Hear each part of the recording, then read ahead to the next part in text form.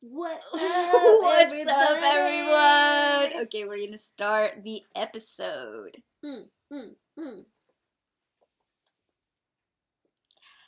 Hey, everybody, I'm your host, Ash, and Ash is short for Ash from Burning Coal is getting into our waterways. They, them are my pronouns. I'm in my Saturn return. I'm a Scorpio, Leo, Cancer. That's my big three. I'm on day 10 and I am feeling better. My energy is rising and I'm feeling more social than before. However, this week I had a bit of insomnia, which hasn't happened for a very long time, and that really throws things off with my mental health on top of that. But when I did get sleep, I had nightmares, so that was also really terrible. So when my mental health acts up, my follicular and ovulation phase symptoms become more mild. Towards the end of the week, I got better, and I got better sleep, and now I'm feeling pretty good. And before going over to my guest, I'm going to talk about two things. So, two things I want to talk about. One, I had a fucking painless period last month, which was incredible. I don't think I've ever had one before. It's so weird because, the previous month in November, I was talking about how I had really bad chest pain and cramps, and then the next month was completely painless. So what really changed from one month to the next was that I started taking magnesium every day. And then I was getting my Reiki Master certification, which is like a small flex. I do Reiki. I was increasing my water intake. And I also stopped drinking coffee and was only using tea as my caffeine. So it was interesting because I didn't really change my diet, and in fact I was eating more sugar because of the holidays. So yeah, so the main things that were really different in that painless period month was my magnesium, more water than needed, and less coffee. And then number two, what I want to talk about is this period recently, because I'm on day 10. So my period this month, I had like slight cramps and aches. I was using my trans tape, which is a way to bind the chest that doesn't restrict the whole rib cage, because it uses like a tape similar to KT tape, and some people don't like that around their cycle, but I sort of did because it reduces the heaviness of your chesticles, and when I took it off, I felt the ache, like, again, because it was heavy. I'm also still learning how to use trans tape, but I'll have a product review for that. And other gender-affirming products as well, upcoming. So I still took magnesium, but only in the week before and during in order to conserve it, because money. But I had really light cramps and back pain because I've been sitting more, and breaking news. More breaking news. Besides the fucking painless period. More breaking news. I tried a new period product. I got the new Diva disc. I'm going to do a full product review on it, but on a different episode because I have not gotten the hang of it. So, and I need to do more research, and I want to use it for a full period. So more on that later, but that happened this period. And now I'm going to introduce this person sitting next to me. She's so creative and wild and sweet and funny. It's Adele Marie. Woo. Oh, wait, you know what I should have fucking done? It's Adele Marie. Okay. Yeah, it's me, Adele Marie. Adele, tell us about yourself. Oh, me. Well, you know, I'm on day 11, and you know, you and I are always synced up. We're almost always synced up. Oh my god, that is so great. Sometimes you change my cycle, but I don't mind. Yeah, you're worth it. It happens that way sometimes. You're worth it as a friend. And likewise. Frienderton. How do you know I'm changing this? How do you know you're not changing my cycle? You're right. You're coming up in here. I'm blaming you. Hey. What are your pronouns? She and her. And is there any other identifying information that you'd want to say? I'm turning 30 next month. Woo! What? I didn't have it. Yeah. I wanted to have like an applaud, and I just had that. Something broke, and we're excited about it. Amazing. Yeah. And how are you feeling this month, / this past period or the period before? My last period I would say wasn't as bad as the one before that. Less constipation, little bit less stomach discomfort. And I would be feeling more energized today, but I just got back from a trip from New York to play a show, and that was kind of stressful and a lot of work. So, you know, I took it easy today in a way and got stuff done, but I'm feeling pretty good, you know. I've been testing the waters of intermittent fasting, and nice. That's helped me feel a lot lighter. Yeah.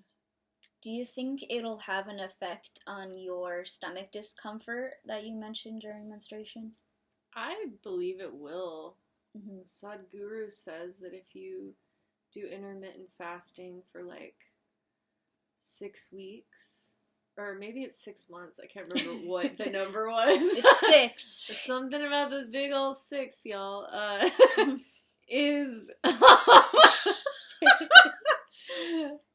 that apparently your body will heal itself of 90% of its issues. And I believe that. Okay. So, yeah, I'm hoping for the best.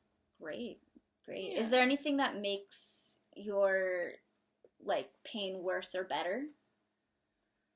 Acupuncture helps. Nice. For sure. I love my heating pad for the lower back. Hell yeah. I love taking baths, eating well and getting enough sleep. Like, if I don't get enough sleep and I'm not eating right before or during, it's no fun. Yeah. Yeah. That's great. Yeah, thank you for bringing in acupuncture. That's a big one that helps with a lot of different things, but it can help for menstruation stuff too. Something I discovered, it's winter here, so there are these little things called hot hands, and they're like this little bag filled with stuff that I don't know what it is, and you shake it and it becomes hot, and you could put it in your mittens and stuff. And I was menstruating, and I put those bad boys on my back and in my pants and on my front. Nice. Yeah, portable heating pad. Oh my! I've never thought about doing that. I didn't either, but I was on a hike and it was really cold, so I was using them, and they lasted until they lasted like 8 hours. Oh my god! Yeah. I could be at work doing that. Exactly. Shit. And nobody, it on my back. Tape it on your back, put it on your front, put it in your pocket. I don't know, just whatever. That's awesome. Put it in a little fanny pack and put it right there. That would be perfect. So can you tell everyone what you do for work? Yeah, I am a music therapist. I work at a high school, an alternative high school for primarily high schoolers, also some elementary and middle school adolescents with severe trauma history, mental illness, autism. Yeah. That's a real professional right there. Yeah. I try. Yeah. And what do you do? What do you do with your art? What projects do you have going on right now? So I have a solo project, like indie folk music, under the name Adele Marie, and then I'm also in a band called Liability. I'm the drummer and vocalist in that band, and that's more of like a indie rock, indie psychedelic rock kind of project. Yeah. And let me tell you, they are popping the fuck off, y'all. They're popping the fuck off. You were just in Manhattan, you said. Yeah. New York. Yeah, we got to play at Arlene's Grocery. Nice. This past week. Yeah. First gig in New York. And then my solo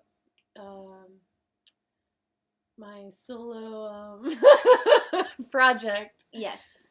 is gonna be, so I'm gonna be doing a direct-to-vinyl session through Least of All Studios in Brooklyn. Nice. So if you have a record player, if you have someone that you know, someone that does, that's one way you can support my solo project. And believe me, you're gonna want to. It is so great to have high quality music, and when you can hear Adele Marie live, it's definitely worth having good quality for.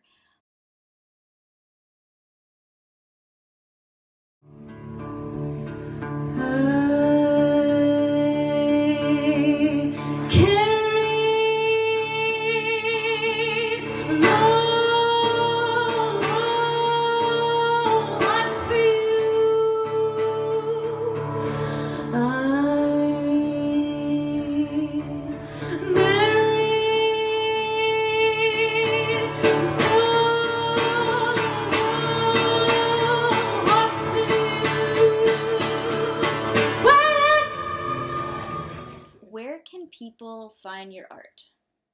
This music, your projects and liability and... Okay, so Instagram, Adele Marie DC, that's my solo project, and then Liability Band, that's how you can find my band, Liability, which Ash is sporting the Liability tee Check today. it out, y'all. Here, wait. Yeah, check that shit Check out, it out. Hold on, wait, shit, I fell.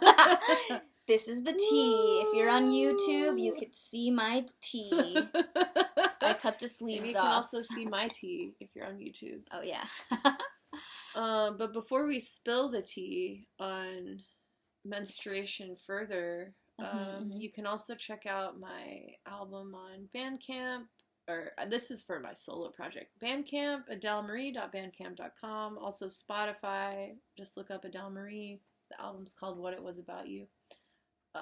That's on all like the main streaming platforms, and Liability is going to be hopefully recording an album this year. Yeah, and we've got some pretty cool live videos up on YouTube, our YouTube channel, and they're so cool. Stay tuned for the live set in New York. Oh my god, I can't wait. They're so fun, and they're so it's like a experience because they're moving around on stage, and they got stage props to say the least, and crowd surfing dolls. Yep. It's fun. It's live, and we're here to inspire the freaks who are not yet letting their freak flag fly. Yeah. It's very inspiring. Fly that flag, you freaky freaks. Totally. It's time. Totally. And you really feel that in the audience, and I've heard people even say that they were like, wow, I'm really inspired just to be weirder, you know? And I'm just like, yes. And the thing is, it's such good music, like to listen, like it's such good quality, and I feel like a lot of people, regardless of the genre they're really into, I feel like a lot of people can hear it and be like, yeah, this is good. Like any type of person could come into this and be like, oh yeah, I can vibe with this. That's why I say they're popping off, because they're one, they're different, and two, I feel like they're cross-cultural, if you know what I mean. Yeah, like I just feel like Sid Satellite is the guitarist and other vocalist in the band, and he's from Nepal. So, yeah.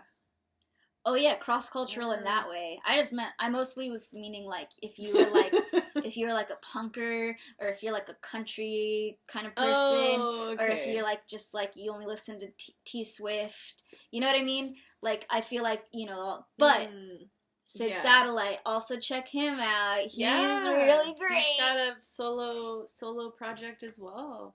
For sure. Check out his stuff too. Yes. Amazing musician. And maybe we'll have him on the show. Yes. That would be awesome. Yes, I intend to have cis men on the show, and it's going to be great. And if you have resistance with that, we're going to talk about it. Sid's cool. Yeah, Sid's chill. Yeah, Sid's great. Loves it. Shout out, Sid, if you're listening. But the only cis men should not be allowed on the show unless they're willing to drink tea out of a menstrual cup. They're only allowed on the show if they drink a full used menstrual cup. Exactly. Just kidding. It's jokes. Okay, we're gonna move on to our topic, unless you have any final thoughts. Nope. Okay. I'm excited. Hell yeah. For this. Well, that was our intros. Okay, so our topic today is menstrual cups. Menstrual cups! Yes, so I'm going to read through some stuff. I'm going to try to get through it fast. Strap in, strap on, grab a notepad. I'm going to go through some info if you haven't heard the good word of menstrual cups. What is a menstrual cup, you might ask? It is a soft, flexible, cup-shaped receptacle. They're alternative to pads and tampons. They're made from silicone, sometimes natural rubber. If you use one that has rubber, make sure that you don't have a latex allergy. And then they're also made from a thing called thermoplastic elastomers, which I have no idea what that is, so don't ask me.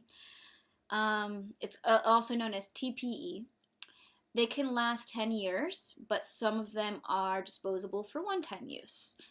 The risks of using one, if you use one, you're more likely to feel discomfort than to get toxic shock syndrome or any severe complications, but that doesn't rule out the risk of.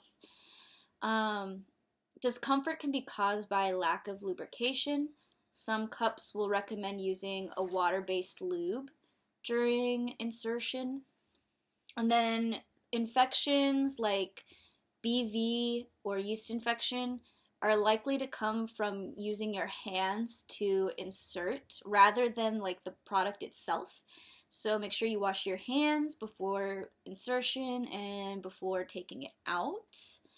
You can wash your cup with fragrance-free mild soap. Some cups come with their own soap. You can also boil it each time if you want, which would be pretty time-consuming, but they recommend to boil after every use, like after every period, not every, like, insert, excerpt. But you could do that theoretically if you wanted to. Healthline recommends these brands, which I thought was really cool because if you don't want to get the cup-made soap, these are also some good alternatives. Neutrogena liquid soap. Scent-free, oil-free cleansers that are often used for infants, like Cetaphil Gentle Skin Cleanser, or Dermy's Soap-Free Wash can be used for your cups. So let's talk a little bit about toxic shock syndrome. TSS, which I thought would be a really cool name for a punk band, but yeah. I think it has been taken. And if you are toxic shock syndrome out there, I probably love you. But I have a good feeling that it's taken. But the syndrome, actually, is when a bacteria infection that lives naturally on the outside of your skin gets pushed deeper into the body. So think like strep or like staphylococcus or something. I don't know how it's pronounced. Just bacteria infections, they get pushed deep inside the body. And that's what TSS is. It happens more with tampons, but it's very, very rare, and it's even rarer with a cup. It's often the result of wearing a tampon too long or using a tampon with a higher absorbance than needed. But in 2019, there were 5 reported cases of TSS from cups. But that's very little. To avoid TSS using a cup, I made this little rhyme. Wash your hands, wash your cup. If it hurts, then lube it up. That's the rhyme. That tried and true. And then Healthline is like, see a doctor if there's any pain or soreness, foul odor, pain during urination or sex, fever, dizziness, rash, vomiting, or if you just need to do a checkup, ease. It might not really be easy to use for first-time users, but once you get the hang of it, it can be really easy because you don't have to change it for up to 12 hours, which is something that I really like. Yeah, you agree? Oh, yeah. Yeah. So that is nice. You don't have to really deal with it throughout the day. You can poop with it. It can be kind of difficult sometimes, but yeah, it's generally, you don't have to do anything to it for 12 hours. I'm going to talk a little bit about IUDs because I famously have an IUD.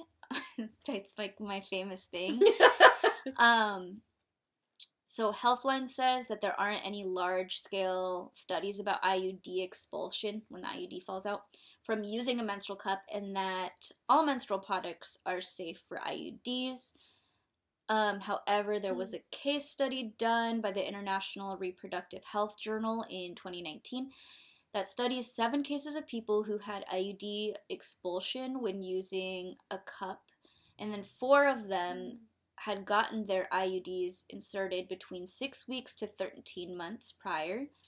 But there was also another study done in 2012, which is a little bit earlier, but it was by the National Library of Medicine, and they said that IUD expulsion rates when using a cup are no higher than IUD expulsion rates with any other product, so they're about the same risk. The general medical consensus is that menstrual cups are safe to use, and there isn't a consensus as which one is better than the other. I know that when I used a menstrual cup, and this is just personal, anecdotal, doesn't have to be your shit, but when I used it, I felt like some pain because of the suction of the cup. That's how it stays in place, using suction. And so I felt a little bit more cramping, and I believe it is because I have an IUD up in there. And I have this feeling that if I didn't have an IUD, I wouldn't have that. I used a cup before I got the IUD, and it was great, and I loved it. And then I got the IUD, and I started using it again because in the beginning I didn't. When I first got my IUD put in, I just used like pads because I was heavy bleeding, and then I started noticing this, and so I just stopped using it, and my cramps got better, so I was like, okay. That's why I believe it is, but again, anecdotal, just my thing, just what I believe, so I'm just sharing that to put that out there. People who should not use menstrual cups. I think everybody can use a menstrual cup, but here are some suggestions. There aren't any official medical guidelines about this. There are some people who might experience more discomfort using a cup. So people who have vaginismus, which sounds like a Harry Potter spell. Vaginismus. Vaginismus. When the muscle spasms tighten, when you have muscle spasms or they tighten up, your muscles tighten up with penetration, which can cause pain. Uterine fibroids, which are non-cancerous growths in the uterus that can sometimes cause pain or heavy periods. Some of them can get big, some of them can be small, and you can have no issues. And then endometriosis, which is when the endometrial lining inside of your uterus starts growing on the outside of the uterus and can cause a lot of pain with insertion of things. And then you could have variations in your uterine position that can also mess with insertion. But these aren't official, these aren't like hard no's. You can still use a menstrual cup with these things. It just depends on where you are and how much they affect you and your comfort level. Odor. People like that it has less odor because the blood stays inside of the cup and the cup stays inside of you. And if you don't have leaks, it feels pretty much dry on the outside. You got anything to say about that? Yeah, definitely usually have leaks. But I don't have the biggest size that the company I bought it from offers, so I usually just have to wear like a liner along with it. Yeah.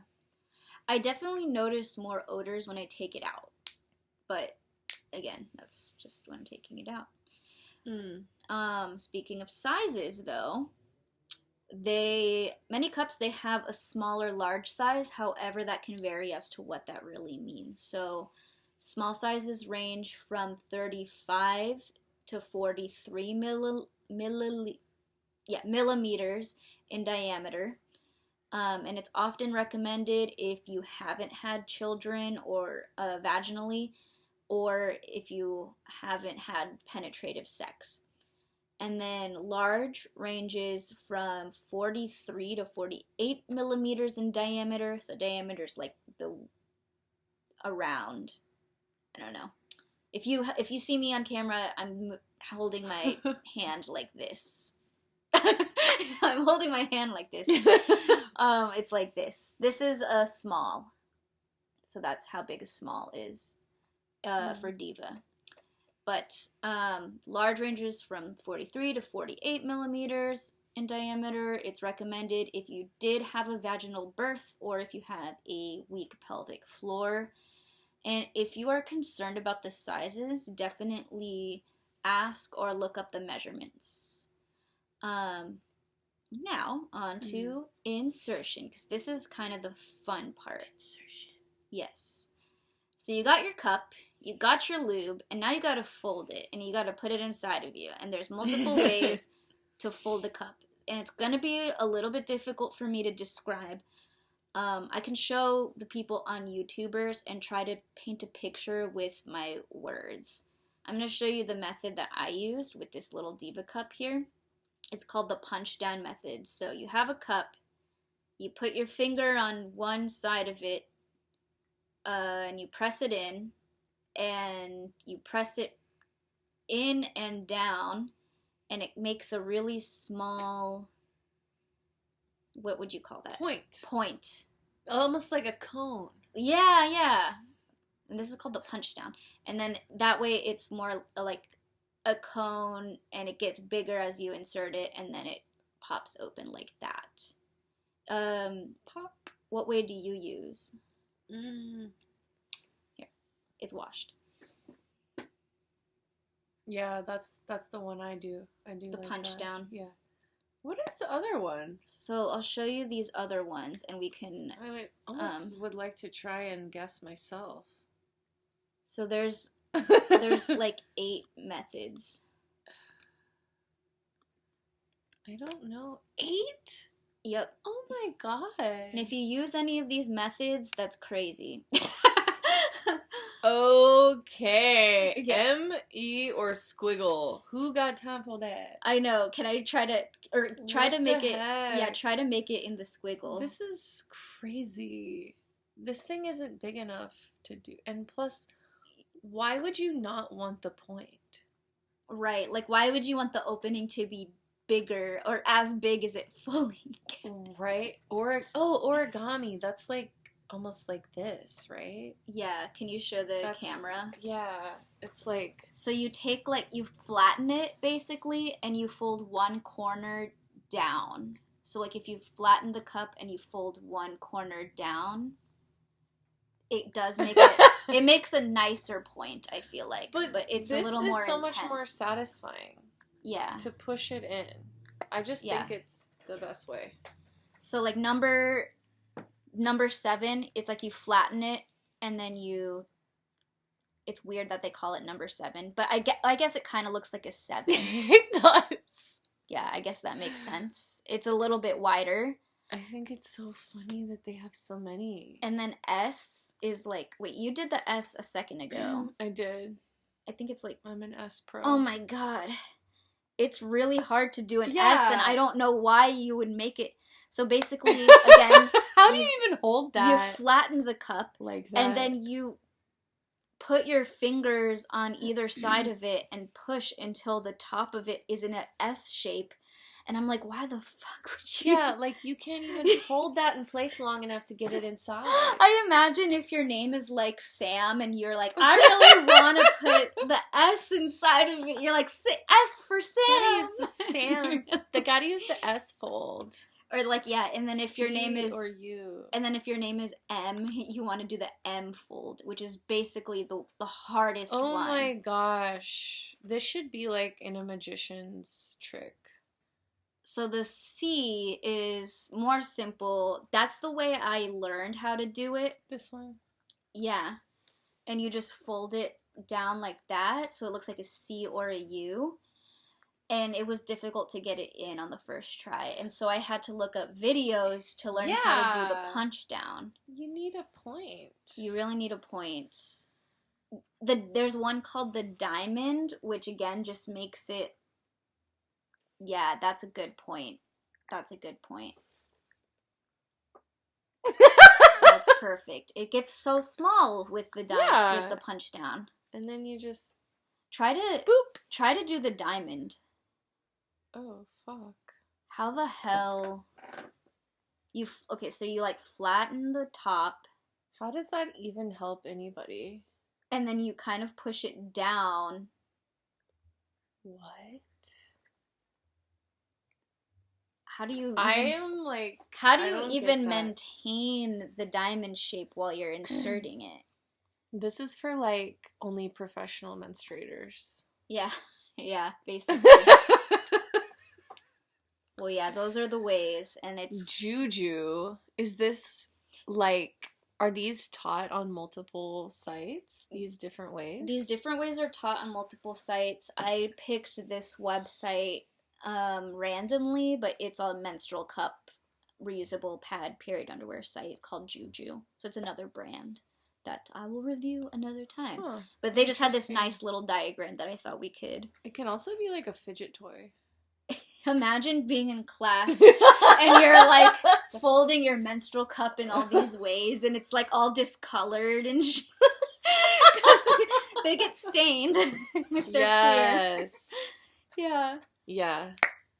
Ooh, and a little pop. Ooh, pop. Did you get that nice pop sound in there? That was the popping of the Diva. That was the popping of a Diva cup. That's what it sounds like. Yeah, that one was really nice. Yeah, you know what? If we could get that on the soundboard, yeah. Every time we talk about a new menstrual cup, yes. I'm gonna make the pop. We be popping off. We be popping. So for taking it out, punch down. So for taking it out, you're gonna want to use your thumb and index finger. Many of them have a stem. And you can, so a lot of them use suction. If you can see on the YouTube, there's these little teeny weeny holes, and that's what holds it in place, is the suction against your walls. Yours even has measurements on it. Yes, it does. Okay. Oh, yeah. Mine does not. Also, mine has a longer stem. Oh, yeah. And even though I know you're not supposed to, the way I take it out is you just yank the stem. Oh my god. Alright. I really struggle to get the suction to do undone. This movement. So yeah, you're really supposed struggle, to... and then I know the turn, the squeeze and turn, but it is so hard. You squeeze and turn? You're supposed. That's one way you're supposed to do it. You're supposed to squeeze. And turn. Why do you what turn? Removes the suction. Really? Then you can get it out. But honestly, I can't get a grip on this damn thing. So what I wrote here was that you just have to push one finger down and just at least get, you know what I mean? Like just like unfuck the thing. Like, unfuck the fold. Like basically unsuction it just by putting one finger in. I never heard of this turning. I just feel like you would spill so much stuff. But yeah, so you just, like what I've read is like you press on the base to release the suction. You could empty it into the toilet. You can make art with it. You can use it for fertilizing plants or giving it to the earth as a gift. or you could splash it on the face of your on the face of your enemies, your friends, your lovers. Maybe someone that cheated on you. Yeah, basically. So that's what's really great about these. I honestly, that needs to be part of their marketing campaign. Right? Yeah. Because that really changed, like, that really gave me a more positive connection to my period, was watering my plants with it, with my blood, and then watching them just bloom. That's amazing. It's like, oh my god. It doesn't have to be, like, because I feel like there's such a culture of complaining about periods, and there's such a negativity around periods, and it's really sad because, as we know, our mindset affects how we feel physically. And so, yeah, like, if we're always complaining and we're like falling into that, yeah, you're gonna have a shitty period. Yes. Yeah. Like, I do like a mantra. I'm like, okay, I'm gonna have a happy period. Hell yeah. And we'll have a happy period. Hell yeah. You know? And then usually it's better. That is amazing. Yeah. Thank you. That is such a good thing. Like, that's a great mantra. Yeah. I'll have a happy period. I'll have a happy period. Yeah. Yeah. The next thing is the cost. So they cost up to $20 to $40. They last for years versus pads and tampons that cost about $50 to $150 per year, depending on your flow. I want to learn more about this, though. These are just the averages, but I want to get more specifics, because if you look on the shelf, you'll see that organic tampons will cost more. You'll see it varying from place to place, but yeah, generally menstrual cups $20 to $40. And that's the one time. Yeah, it's one time buy. So how much blood does it hold? It holds approximately 30 to 60 milliliters. A tampon holds about 5 milliliters, and super tampons hold about 10.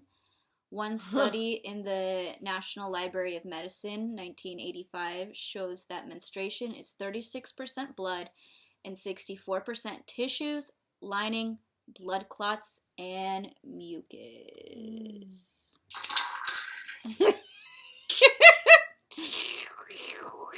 This article is great if you want to know how to use math to calculate how much you bleed.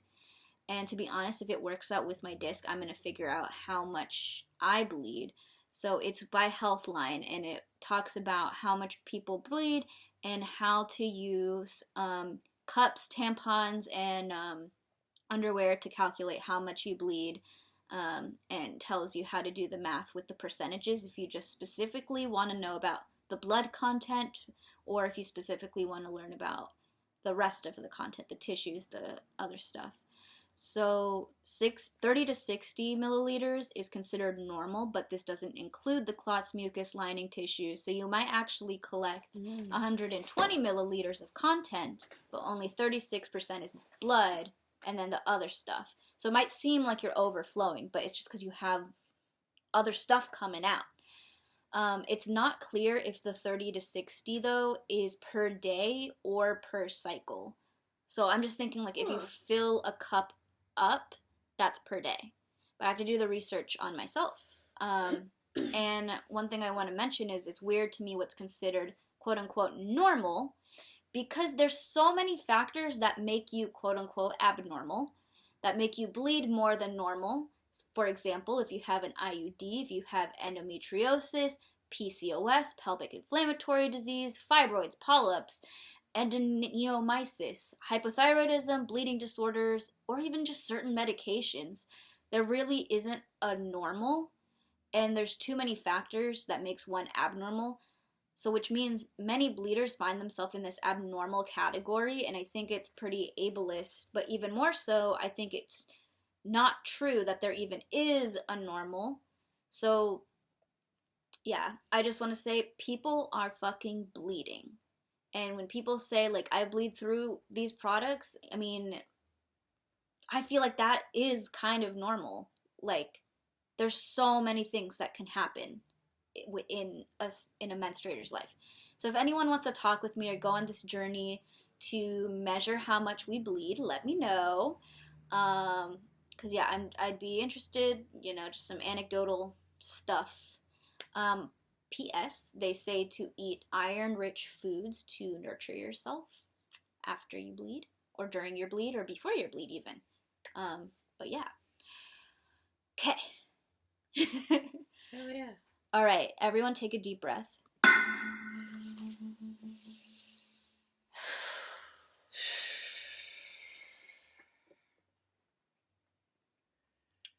This next part gets a little heavy for me because I wanted to look it up and talk about it. And when I started looking it up, I got kind of the big sad. But yeah, I had a really hard time emotionally and intellectually. I have the studies in my resource guide, but let me know if you have any better studies. So how environmentally friendly is the menstrual cup? A study in 2009 by Stein says the menstruator uses about 250 to 300 pounds of waste during the lifetime of using pads. 250 to 300 pounds. So imagine all the menstruators in your family and multiply that. That's a lot of people. Me and Adele alone, 600 pounds of waste in our lifetime. Like, it's crazy. 20 billion pads and tampons accrue in North American landfills each year alone. And there's 7 other continents. So, life cycle assessments. Life cycle assessments, if you're in environmental science and stuff, you know what a life cycle assessment is. This is a type of study that analyzes a product through its life cycle. So, where its materials are growing, where they're extracted, where they process the raw materials, where they manufacture, how they transport it and distribute it to your grocery stores, and how it gets recycled until its final disposal. So it follows the whole lifespan. We need more of these, basically. There's a study done by Gendered Innovations, which shows the global warming potential by CO2 output across 4 types of products: OB tampons, Tampax, Soft Cup, and Diva Cup. And they did a few different flows. So they did a light flow, medium flow, and heavy flow. Diva Cup has the least CO2 output. However, this study does not have a life cycle assessment. So they mention in this study that they need to mention, like, cotton needs a lot of land, water, and pesticides in order to grow. And 90% of napkins and tampons have plastic in them that take 500 to 800 years to fully biodegrade, according to the Women's Environmental Network in 2017. There are traditional products that do biodegrade totally, and mainly we need to demand transparency in the ingredients of these products. They mentioned that 12% of people in India have access to pads and tampons in 2016. So what happens when they get that 100% accessibility? It's tricky. Everyone deserves to have accessibility to products. But when you get 100% accessibility to a large number of people, and 90% of these have plastic in them, it's going to just increase the CO2 output. But the thing is, we can't just give everybody cups because many people don't have access to clean water. So they can't clean their menstrual cups, organic cotton pads, or underwear. So then what? It's not as easy as giving everyone a menstrual cup. There's a lot of layers and it's very complicated. And all we can do is do our best. One study does say that menstrual cups are good for gender equity because you can save thousands of dollars. And here is a quote. In 2019, menstrual hygiene products such as tampons, pads, cost consumers US $26 billion globally, from IMARC 2020. These costs magnify gender inequality. Given the gender pay gap, women in the US overall earn 80.5 cents to a men's dollar. Also, sidebar, if you're brown, it's 70 cents. And these costs especially burden low-income people, creating a barrier to accessing menstrual sanitary products. U.S. aid programs, such as Medicaid, do not support menstrual products, even though the FDA considers them to be medical devices, said by Cosin in 2018. Damn. So, yeah, that is hard. $26 billion globally. Globally, around the globe. That is really hard. We don't have a choice to menstruate. We deserve these medical devices. It got really complicated. There are reasons why it got so complicated, and there's nothing we can really do to go back in time and stop that, but the next steps are for studies to include an entire life cycle assessment for more products, for politicians to be aware of healthcare and wage inequities, and for products to be more transparent about their materials. And yeah, that concludes what we need to know about menstrual products. I mean, menstrual cups. Do it again. There we go. Okay. We're gonna move on to something a little more lighthearted and fun. Our period stories! In other words, our bloodstains. But first we're gonna take a little break. We're gonna be right back. Okay, we're back. We're gonna do my period story. I don't have like a thing for this, so this is my period story. Okay, so I want to talk about this. It's a small, delightful story. So I was my friend who, you know what? I was sort of dating this person, and his parents had this little dog named Winston who was so cute, and he was kind of like one of those little hyperallergenic dogs that gets about the size of a small loaf of bread, and like they have like the hair on their face. I think it's called maybe a schnauzer. Schnauzer. They get this, and they have like longish hair. Yeah, and they're so cute. And so like his parents were older, like, and so one day he tells me, like, I thought you would like this story. His mom found Winston running around in the yard, because they had a huge fenced-in yard, so Winston can just be free and rummage around, and he's so small, and you know. And they don't know where, but he found a used tampon, and Winston liked it, and he had it in his mouth, his little mouth. And he's so cute. He had a little tampon, a little used tampon in his mouth, and with the little fucking string sticking out, and he's running around the yard with it, zooming so they can't catch him. And so his mom, like, who hasn't menstruated in years, like, is just like, oh my god, how did you get this? And they had to chase him. His mom and dad had to chase Winston down to get this tampon out of his mouth. Oh my god. They don't know how he got it, because they only have a son, who doesn't menstruate. Their neighbors are pretty old. Like, they're like, how the fuck did this tampon get in our yard?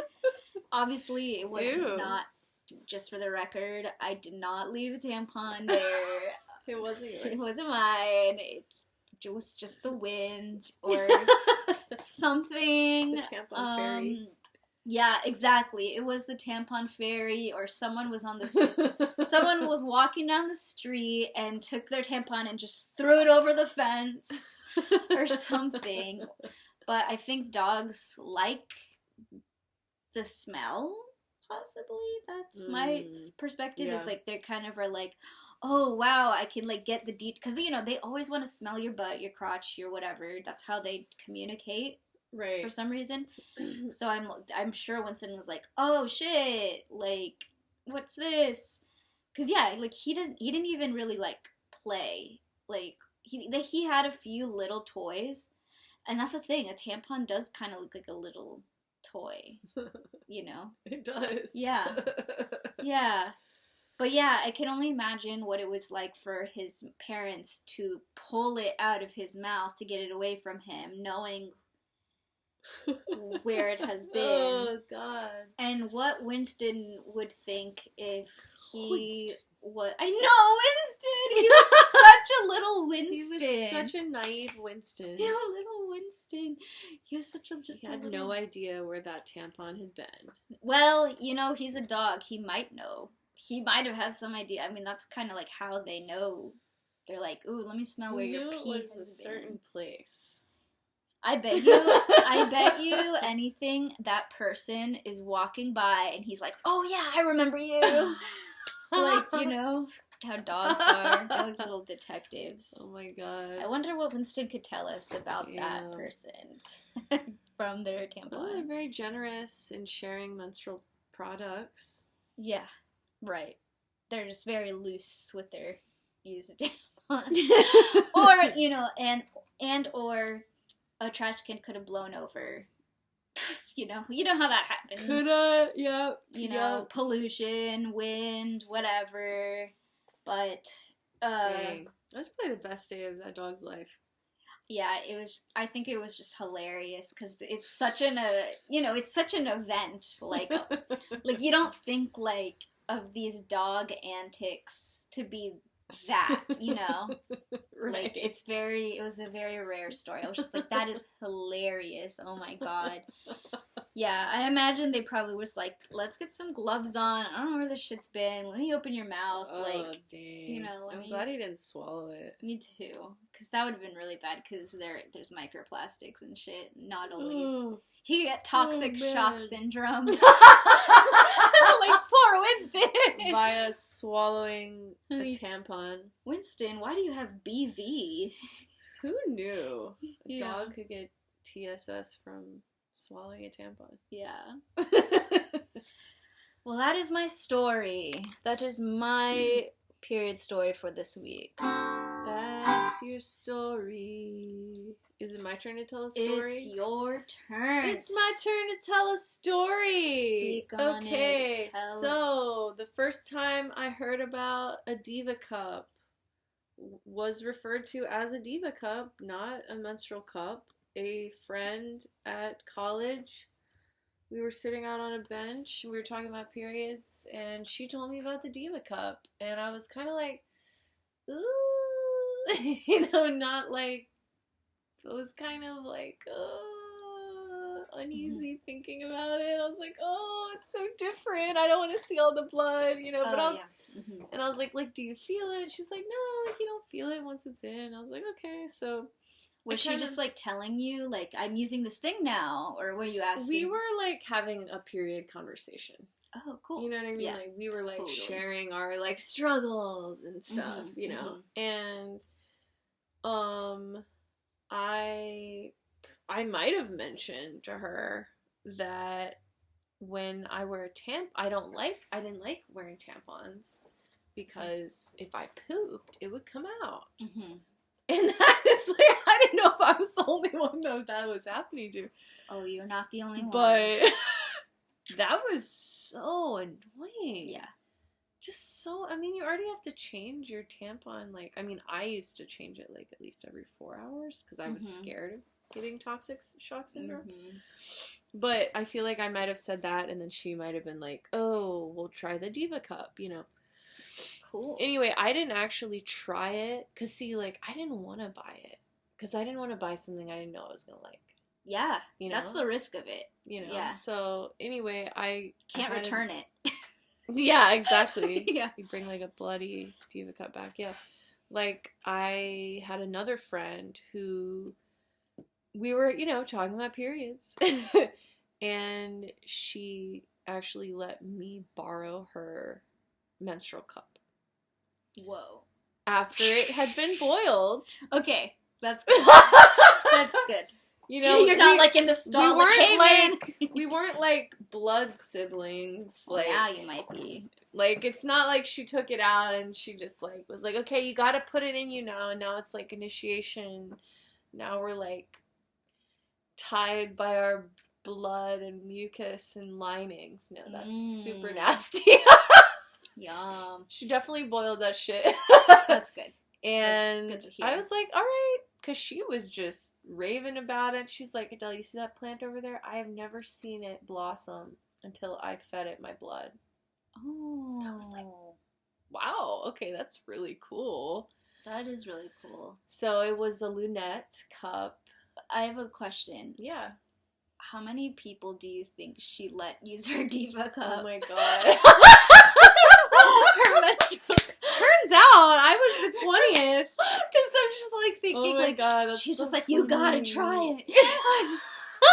I'm gonna lend you my menstrual cup. Oh my god. How funny that I was lent a menstrual cup, and I did return it to her and purchase my own same brand lunette, and that was the game changer for me. I was like, this is amazing.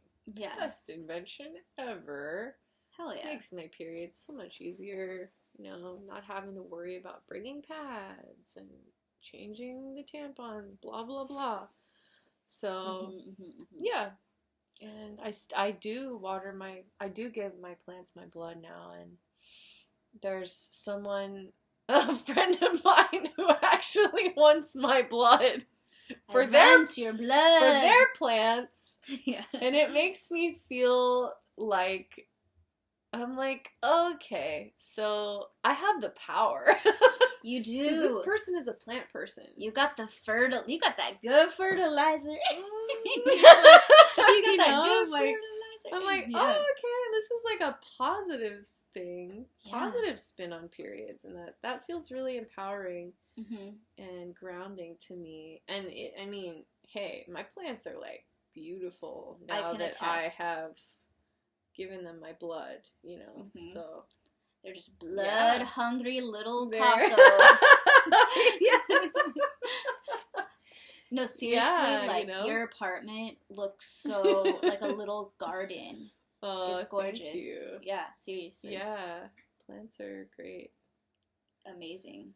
Thank you for sharing that. That's amazing. Yeah. Oh, and I got a free Diva cup online once. How?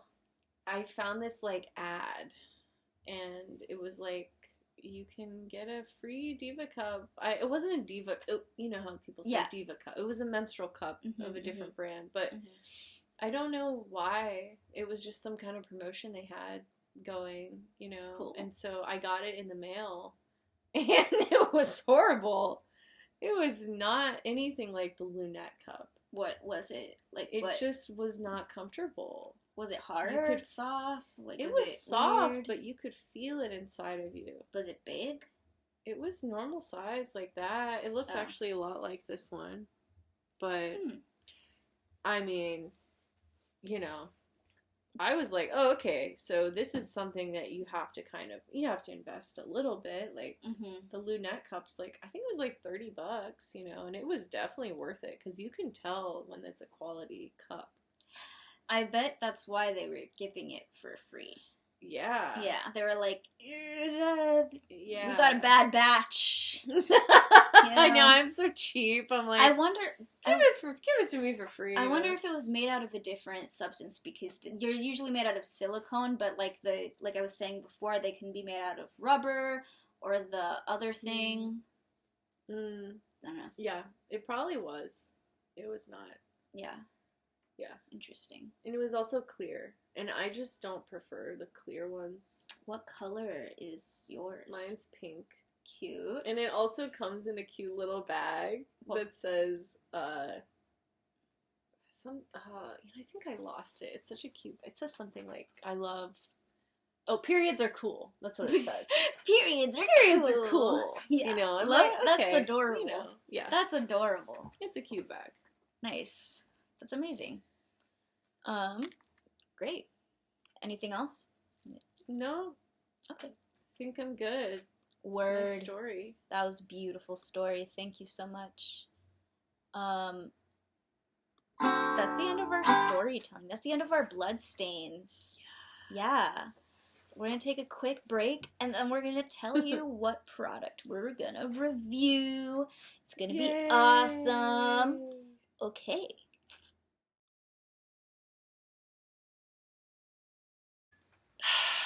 Man, the punch down fold method with my menstrual cup just really got me down. It's just so boring after a while. Well, kid, have you heard of the menstrual folding contest?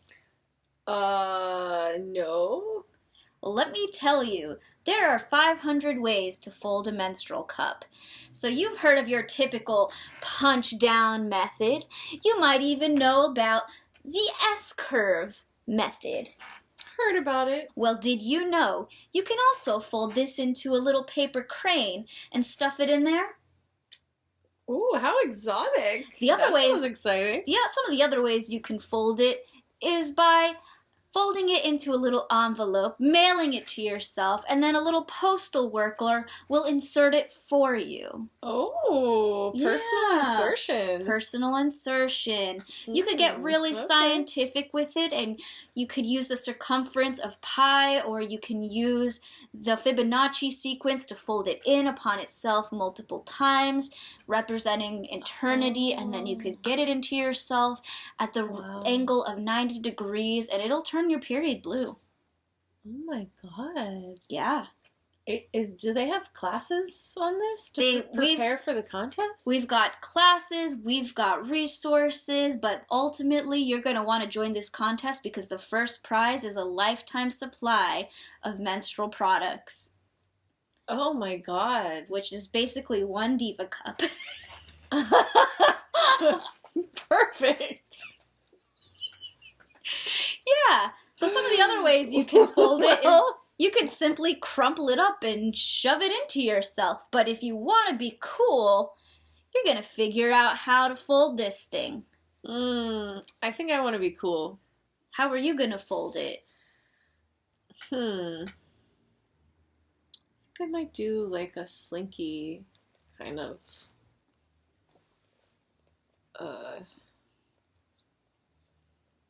No, actually, you know what? I think all you have to one way that's a little bit more hands-on is inserting it upside down, flipping it around once it's in you. Nice. I think I'm going to enter the contest with that. Nice. We call that the 180 flip around. So you can join today at 1-200 flip a cup. Thanks. And we're back. I hope you enjoyed the ad from our sponsored what do you call Menstrual cup contest. Yeah. So, what is our product review today? Lunette cup! Lunette! Yes. So, there's other menstrual cups out there besides Diva. Adele, what do you like and dislike about the Lunette cup? I like that I don't feel it when it's in me. But I will say that I do sometimes have leaks. I have the smaller size though, so maybe I don't have the right size. Okay. But I can't really think of any other complaints.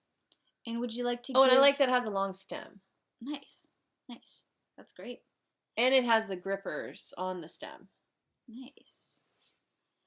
And And it's pink. I swear I'm done. No, that's cool. Keep going. I love it. It's pink. Tell us. I like it to be a color and not clear. So yeah, totally. See less blood. Right. That's true. Would you like to hear the facts I've gathered, or do you want to give your review first? Because I usually review like 1 out of 10. 1 out of 10.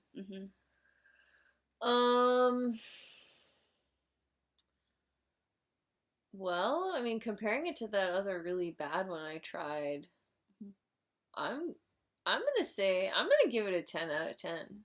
Hell yeah, that's great. Yeah. That's a good cup. Yeah, that's a good fucking product right there.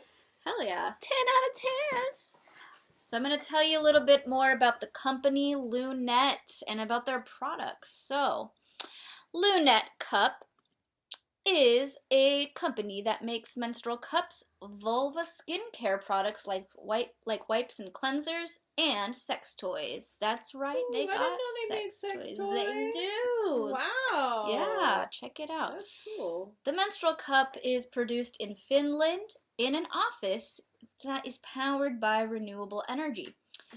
They're founded by someone named Heli Kurjanen from Finland. I really hope that I pronounced that right. Please correct me if you know the correct pronunciation, but Heli Kurjanen. They have, so on their website, they have a tab that says activism. And you click on it, it goes and it talks about their zero waste initiative with the packaging. They use recycled material, they use renewable energy, and they promote remote work. They talk about menstruation, education, and destigmatizing periods, and they also talk about gender inclusivity in menstruation care. Nice. Yeah. I didn't know all this. I'm so happily surprised. Right? Yeah. That is awesome. I chose the right You did. company. You picked a good, yeah, it's like the vibe, you know? Yeah. So they claim their impact being 150,000 educational books that are distributed and sold around the world. They have 500 education packs for healthcare professionals, and they've donated 30,000 cups. Oh, yeah. Wow. Their cups are packed by a company called Tree, who offers jobs to people who have a hard time finding a job. Yeah. Wow. They partnered with so many organizations and products to help people. I counted like 22 on their page where they list their partners. So I'm not going to go into all 22, but some of them, I noticed that they partnered with Thinks for a project, which is like an eye roll for me because of the way, the way I think about Thinks. If you don't know the way I think about things. I don't know. I don't like them. Okay. And I have bashed them, and I am okay with it because they have an ongoing lawsuit that it has some recent publicity that I put on my Instagram. But anyway. Wow. But the gist of their project with them was delivering cups and products to people who don't have access to them. Their other organizations they work with are the Cup Project in Kenya, which is education for young bleeders, FIDA International, which is a puberty and menstruation education for boys and girls and more. They have the Yeniga Progress, which is a project where they donated a cup to everybody in Burkina Faso. They have Project Consent. They donated to this cause that educates people on sexual consent. And then, they donated money so that they can continue this project. Oh, yeah, so they do. Awesome. Yeah, and there's like 20 more of these organizations and projects that they did that are just really wholesome and just trying to give people access to products, education about their bodies, and just like other different projects that just help people in general, health-wise. So they have a few blogs on their other tabs. So they have like a thing about, it says like your body or something. And it just talks about body stuff like where's your cervix, what's hypothyroidism, stuff about fertility and menopause. And then they have a tab that's just about period stuff, and it's blogs about period stuff, like exercises for your periods, questions people have about them, period sex stuff. Even they had this one blog that's like having your period at a music festival, which I think is like, if you go to festivals, you can menstruate anywhere. And so I think it's important to talk about, where places one might menstruate. Or like camping. Exactly. Camping, going hiking the Himalayas, So, the cup, the main product that we're talking about today, it has ridges near the base, so it's easy to grip. It has larger suction holes, so it's easier to clean. So yes. I know with my Diva cup, it was hard to get the blood out of the holes. I don't know if you can really see the holes. They're so teeny. But yeah, it's kind of hard to get the blood out of them. And then it has a pretty long, flat stem. On the website right now, the products are about $40, and they have a variety of colors to choose from now. I don't know if they had a variety before, but now they have like yellow and blue and clear and all this stuff. So nice. Yeah, so you can choose any color you want. They provide exact measurements for the two sizes they have. Like they measure the diameter, the volume it can hold, the length of the stem, and then there is even now lines on it. And they have measurements on their website that shows how much milliliters those lines mean. So that can really help with monitoring how much you bleed. And then they come with a little bag to keep it dry, and it's made from recycled bottles. They use medical grade silicone, and it is BPA free. I went on their reviews section, and you can't see the lower ratings.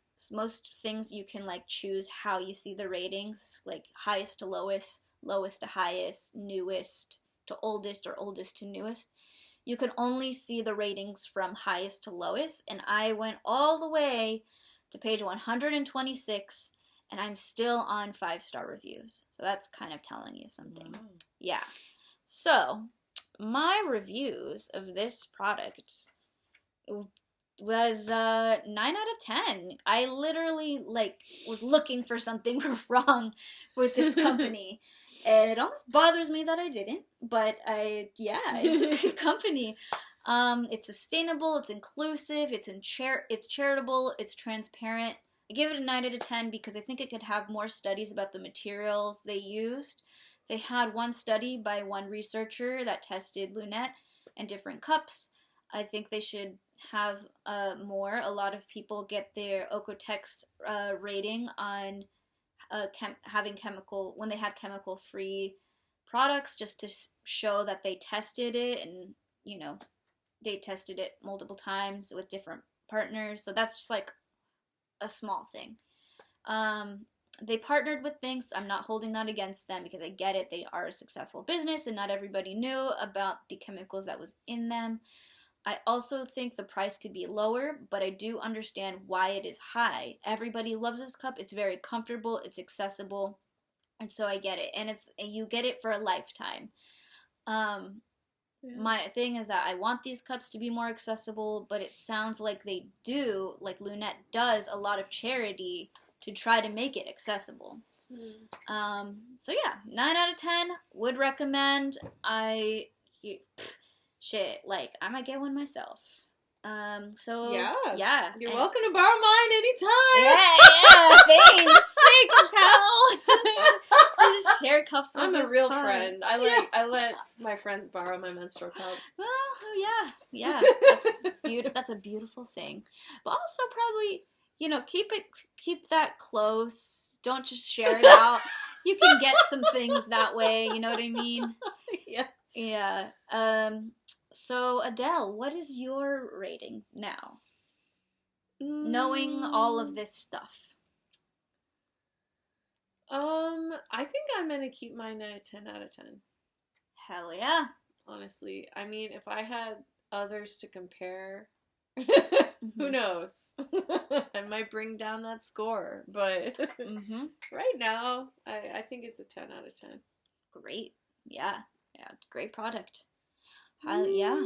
Well, that was our product.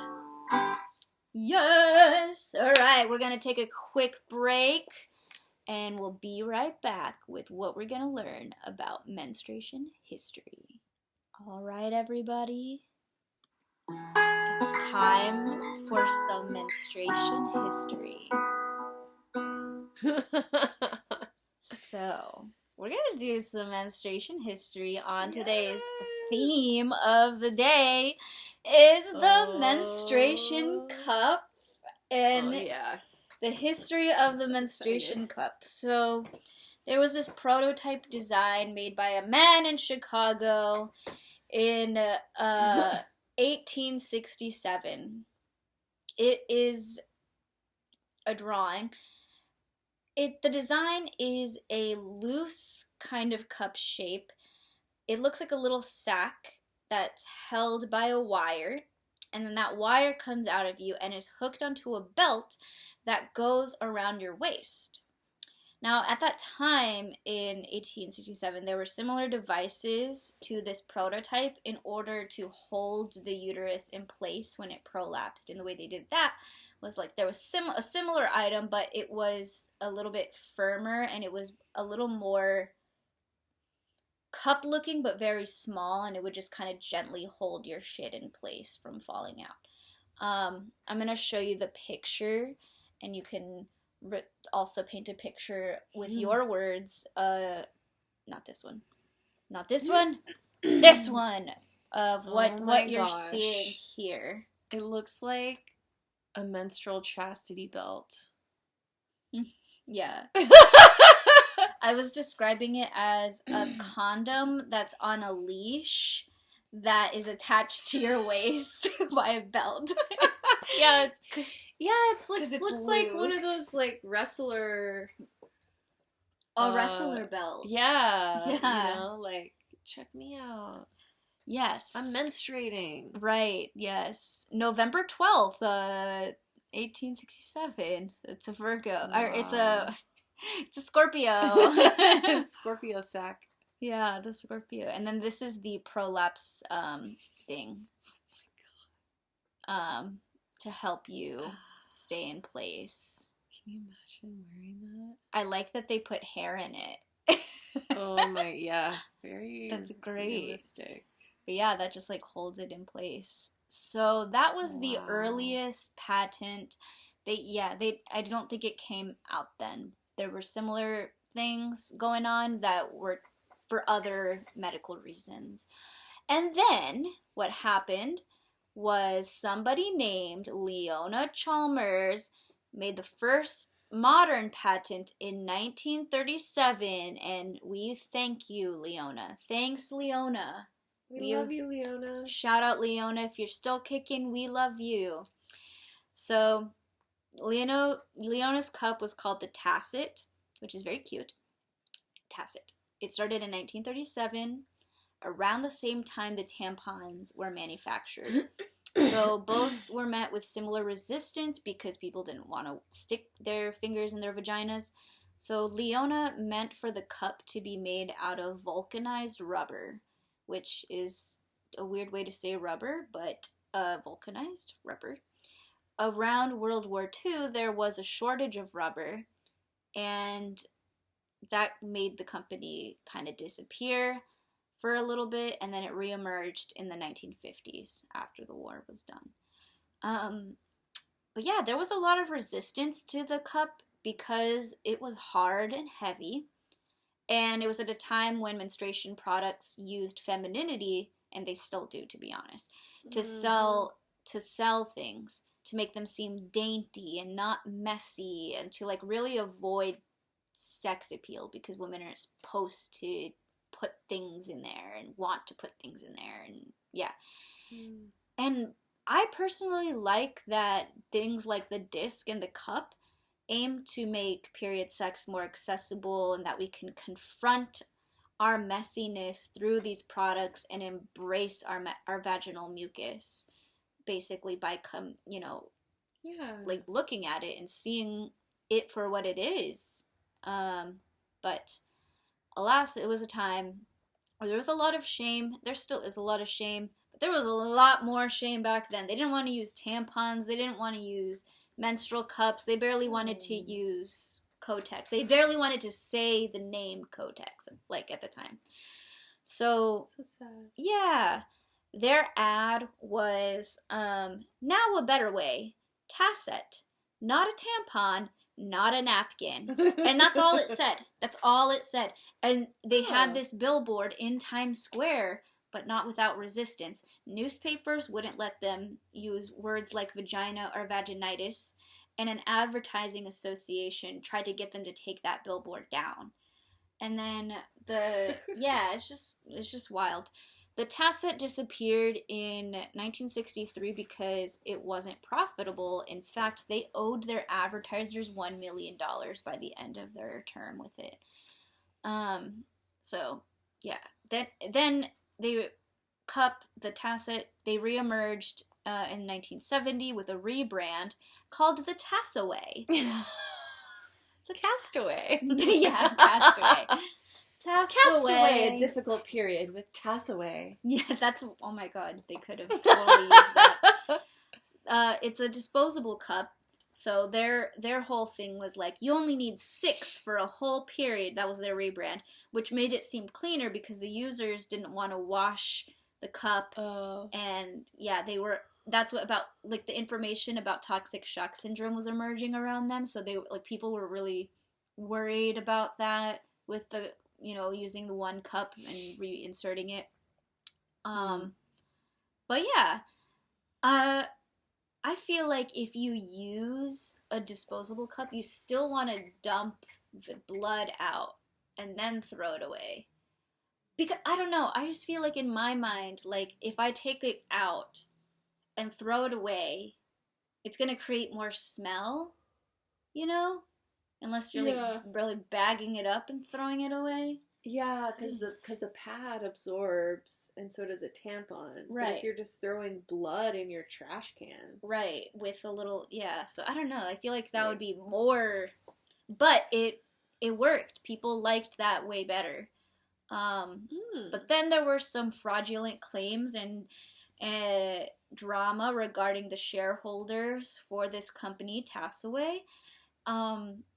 There was another guy that partnered with Leona, and basically they had to stop manufacturing it because they violated some federal laws about fraud. So basically it was a big money drama, and that's why they had to stop. Except for, this was so weird, but in the Netherlands, after the Tassaway had to stop and they were told that they couldn't produce this anymore, for some reason in the Netherlands people were still able to, like, buy it. I don't know, for a few years after, there was, like, reports that there was still advertisements and stuff going on about it. So wow. I don't know what that's about. But yeah, the cup would then reappear in 1980s with its predecessor, the Keeper. Dun, dun, dun. The Keeper, right? Keeper. And the Keeper was a Not keeper. The thrower aware, but the Keeper. Exactly. The Keeper was the keeper. Seriously. Leona Chalmers, she's awesome. That's... What a headline. Right? And then this is, the Tasset. It looks like just a common cup. God. It doesn't look too different than what it looks like now. It does look a little bit harder because it's made from rubber, which I imagine is like the same texture as a plunger. Oh, shit. Yeah. Plunging it up with Leona. I have found the answer to a problem as old as Eve. Yep. She really did it. She was like, you'll save money. She knew. She got it out. She was one of the progressives who was like, I will confront blood and I will stick my fingers up there. And she had her daughters use it, and she was like, we're going to save so much money. So she was like, if your druggist hasn't received his stock in Tassets, mail us $2 and we'll be glad to send you one in a plain package together with a free copy of a new booklet, The Conquest of Menstrual Discomfort, which fully illustrates and describes the use of this amazing new protection for mature women only. It really does speak to capitalism and these false ideals of beauty and pressure to, not embrace your period. Just the fact that, I mean, I was a 26-year-old woman who had never heard about a menstrual cup. Mm-hmm. I mean, that's just, it's wrong. Because they're so much better for the environment. They make often your period easier. I mean, everyone has preferences, but it's just, I mean, it's really like, you know, a testament to our society. Yeah. I mean, yeah, like, a lot of people are not now. I feel like everybody knows. I feel like there was a really good rebrand, um, especially with the climate crisis becoming in everyone's awareness. But yeah, back then they were just like, they didn't want to see it. Yeah, their billboard has a little picture of somebody holding a bag and simply a little flower, and that's it. And then it just says tacit, and people wanted to take that down. Like, they were like, nope, that's too much. And it doesn't have any visual aid. It doesn't say what it is. It just says, I think it's because it says the word tampon napkin, that you know what it's for. And people just couldn't take it. Oh. Yeah. But yeah. That is the cup, the tacit and the tassaway. But yeah, I'm just like showing Adele some of the pictures of it. But yeah, those are the pictures. Wow, it's really fascinating. Yeah, and that was our menstruation history of the menstrual cup. And of course, there's more to that history because, as we know, there's more brands that came about and different materials that were used. And I think I'll get into that a little bit more when I review some other menstrual cups. But for now, we're reaching the end of the podcast. And before we end, Adele, do you want to plug anything? Tell us about any upcoming stuff for you? Well, I'd love for you to check out my song preview video that I'm going to be putting out with 6 different song choices that you can pre-order, and you will receive a 7-inch vinyl that was recorded specifically for you, and there will be no other copy of that vinyl except for the one you receive. So it's a really special, personalized way that I can share my music and you can support me. So I would love for you to check out that link. Share it with your friends that have record players. That is incredible. Yeah, it's really cool. Yeah, and then also check out my band Liability. We're playing March 23rd at the Runaway in DC. Yes, check it out. It's gonna be so fun.